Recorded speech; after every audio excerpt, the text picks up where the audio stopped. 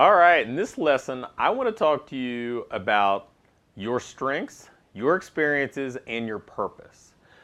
Now, I often talk about playing to your strengths. I talk about kind of building your business around your strengths because I think it's one of the most underappreciated or overlooked opportunities that we have to really accelerate our progress. Because when you're playing to your strengths, you're going to move so much faster. You're going to move so much further because you're going to be excited about what you do. You're going to be more efficient. You're going to be more effective.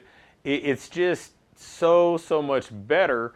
And it also allows you to outsource or delegate or eliminate things that aren't your strengths. And if you're outsourcing or delegating them, you're handing them off to somebody who is now getting to play to their own strengths, being fulfilled by doing the work that they're best at doing too.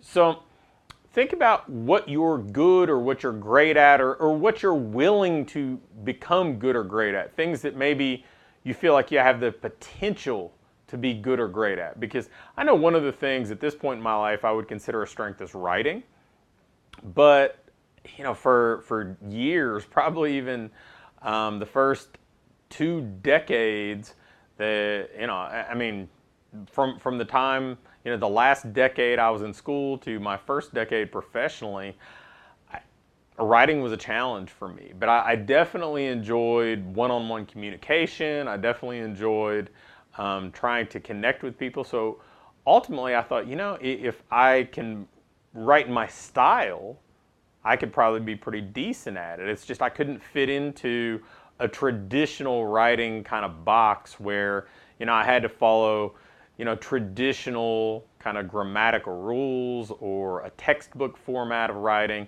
I just needed to write in a way that fit me. And once I did, I became pretty effective at a different style of writing to the point that now I would consider it a strength. So, the first thing that we want to do is identify what we feel are strengths of ours. And I would say narrow this to 3 to 5 things. For me, I would say that writing is a strength, coaching is a strength, connecting with other people is a strength, and then business strategy and simplifying things would be my kind of my top 5 strengths. So what are your top 5 strengths that you really feel like if you could build your business around those things, you would? So identify those. Now again, those are mine, so each of us are individual. Each of us have our own unique strengths and talents that we bring to the table. So identify yours. So that's number 1.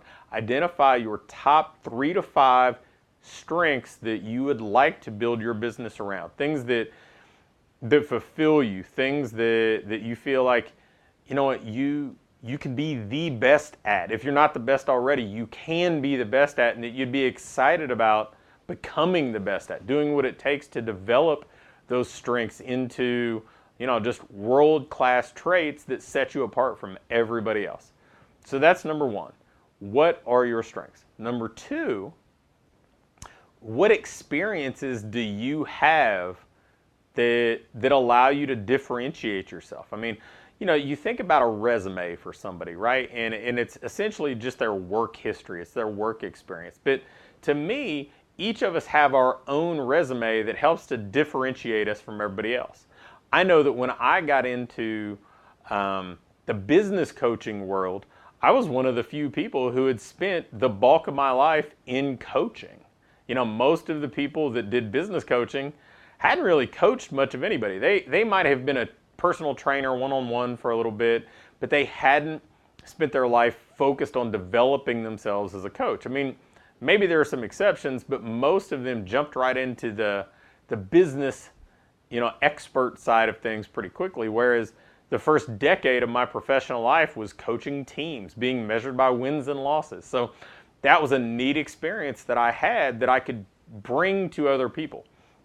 I know that being a college strength coach, again, allowed me to see some things differently. In a world when I came into the commercial fitness world, everything from a training side was pretty much one-on-one. but everything that I had done had been in a team or a group environment, serving as a baseball coach or serving as a strength coach to teams. And so there had always been this group dynamic. So embracing group coaching, embracing group programming or semi-private programming, it just intuitively made sense to me. So that type of experience helped. Experiences that I had in, going out and speaking in front of teams, speaking at baseball conventions, doing recruiting, which is maybe the most competitive and challenging form of sales there is. Those were experiences that I think served me really, really well. But then also there were some negative experiences that I think helped me. Having a really challenging atmosphere to coach in, where we had a lot of budgetary constraints, where not a lot of support from the administration. Being forced to resign at the end of that time when my entire identity was wrapped up in being a coach. I mean, that was who I was, being a coach at that university. But then, having an internal battle with, a vice president that led me to being forced out. Those types of experiences, I think, gave me lots to build on that I would tell you shaped much, if not most, of what I do today as an entrepreneur. So what kind of experiences do you have? I mean, from, maybe where you went to school and what you learned, to work experiences, life experiences, experiences in extracurricular activities, be it sport or whatever else. And what can you use from that? I mean, and sometimes you don't know now what you're going to be using from your, past experiences. I mean, I don't know that I could have predicted how some of those experiences would translate into what I do today. But they do, and there are things that I can draw from that separate me. I know being somebody who had taught and coached at a university, I used as a differentiator when I was trying to go out and get personal training clients, because it was something that most other people didn't have. For the people who were maybe a little more academically inclined, I could say, yeah, I taught at a university. For the people who were maybe more sports minded or just felt like, okay, I'm looking for a differentiator, and hey, this guy coached collegiate and professional and Olympic athletes, well, those were differentiators for me. And this was a point where it's not like I had written a book or done anything else. So I needed something to be able to pull out of my toolbox to set myself apart. Now, for you, you've got your own set of experiences that you can use to really differentiate you, to help you kind of, separate yourself from the competition. So we've got our strengths, the things that we want to build our role in our business around, and maybe our entire business around. We've got our experiences.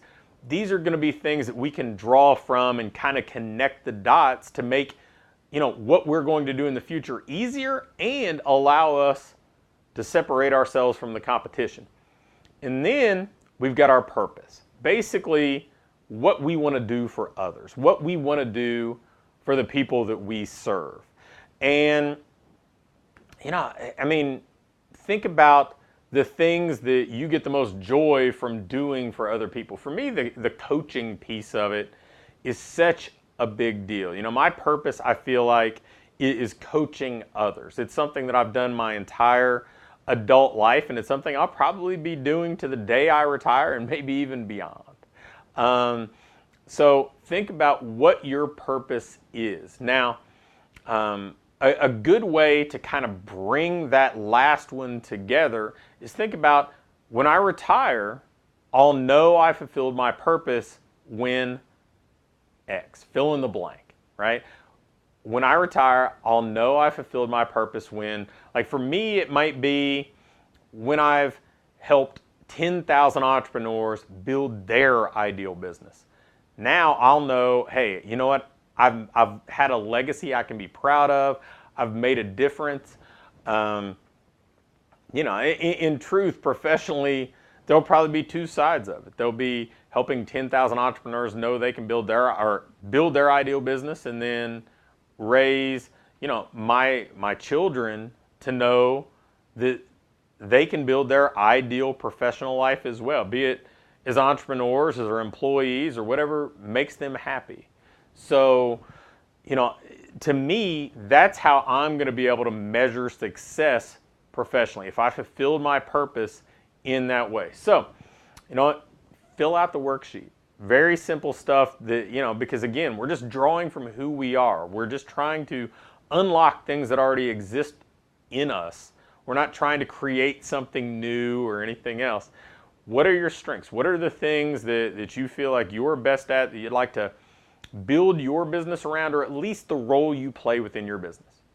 What experiences do you have that you're going to be able to draw from to make professional success easier and allow you to differentiate yourself from the competition? And what is your purpose? What do you want to do for other people?